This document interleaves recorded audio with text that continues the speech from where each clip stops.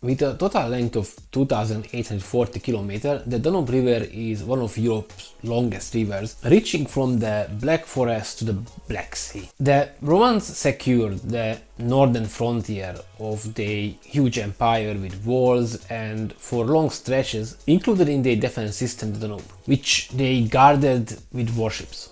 The Danube was not only an important trade route, but also served as a supply line during wars and used by the military. After having settled in Europe, the Hungarians recognized the strategic importance of guarding the river when in 1052 the Holy Roman Emperor Heinrich III launched his third campaign against the Hungarian kingdom. While they were laying siege against Bratislava, their fleet with their supplies were sunk by the Hungarian army, forcing the attackers to give up and retreat. From this point, there was always a river force called the Nasarists present on the Danube, maintained by Hungary, as the river was an important route for trade and for war. The situation along the Danube became dramatic when the Ottomans advanced into the Balkans and Eastern Europe. When the Hungarian kingdom suffered a crushing defeat by them in the Battle of Mohács in 1526, the Hungarian plains lay wide open to the Turkish armies. For a long time, the Nasarists and their Austrian counterparts were the only thin line between the Ottoman ships and Vienna. After a long period of war, around 1850, when the Ottoman Empire was not a threat anymore, the Danube fleet was disbanded. However, soon there was a bad awakening during the Austrian-Prussian War in 1866, when the Prussian Second Army, following Austria's defeat in the Battle of Königgrätz, advanced without meeting much resistance. Following this, the Imperial War Council recognized the need of having a modern fleet on the Danube, and this was the birth of the modern Danube defense fleet. Many navies started to build monitor-type ships in the second half of the 19th century. Their design was based on the first turret ship called Monitor, built by the Swedish engineer John Ericsson for the American Union States. A Monitor is a low-deck armored fighting vessel with one or more guns in its turrets, and this kind of ship was just what the Empire needed for guarding the Danube River. Under the design of naval architect and inspector József von Romaco in 1870 and 1871, the Austro-Hungarian Navy's first two-screw Danube monitors, the Maros and the Leita, were built.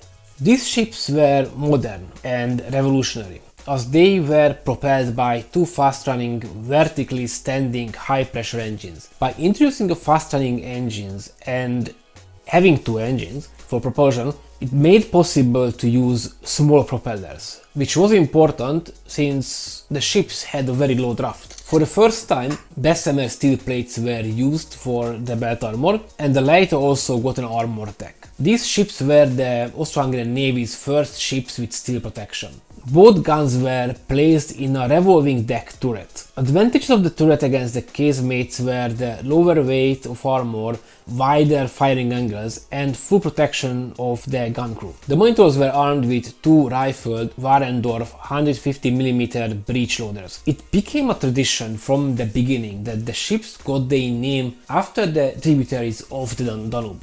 The monitors were designed to be suited for fighting on rivers. They offered a small target area. In their days they had an impregnable armor protecting the crew, and they were fitted with superior guns. When these ships were launched, there was no match for them on the Danube for almost 2 decades. However, as time passed and new innovations reached production, the installed Warendorf guns and steam engines slowly became outdated.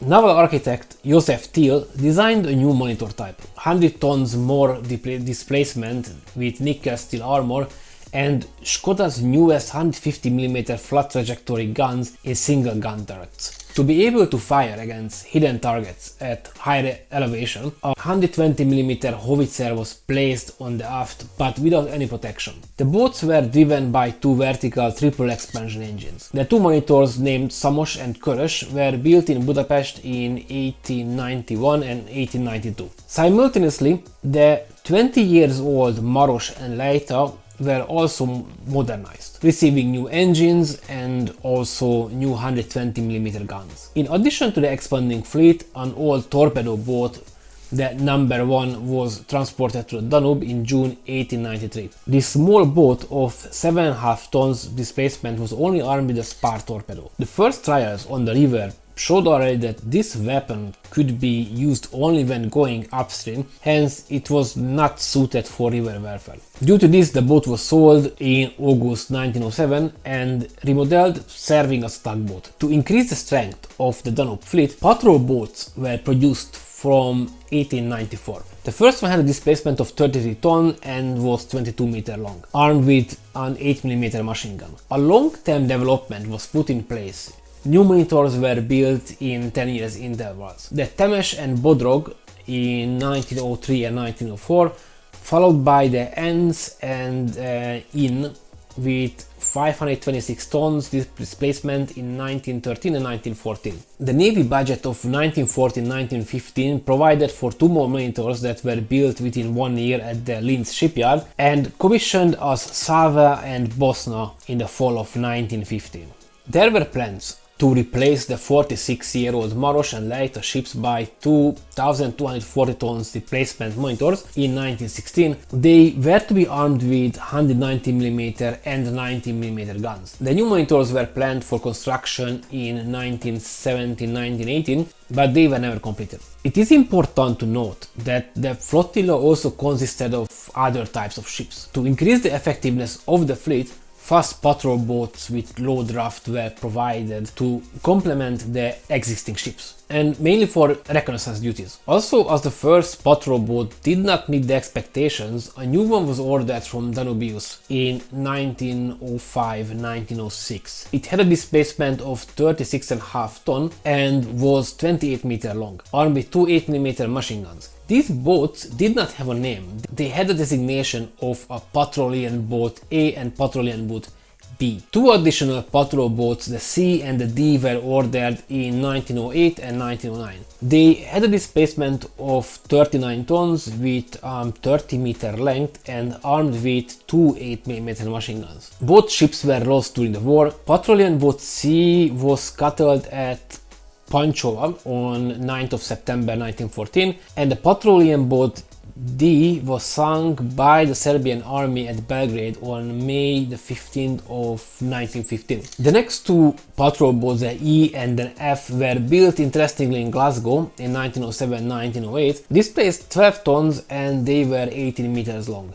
They were armed with 1 8mm machine gun. The Patrollian Boat E was sold in 1913 and the Patrollian Boat F was renamed to Stör in December 1916 and transferred to the Adriatic Lagoon Flotilla in March of 1917, where it served as PM1, reclassed as an armored motorboat. Patrollian Boat G and H followed. They had a displacement of 15 tons and they were 18 meters long. These boats were armed with 1 rapid-fire 37mm gun and 2 8mm machine guns. The Patrollian Boat G was scuttled at Pančova on 10th of September 1914, and then Patrollian Boat H was renamed as Laks in December of 1916 and also transferred to the Lagoon Flotilla in mid-March 1917, serving as PM2.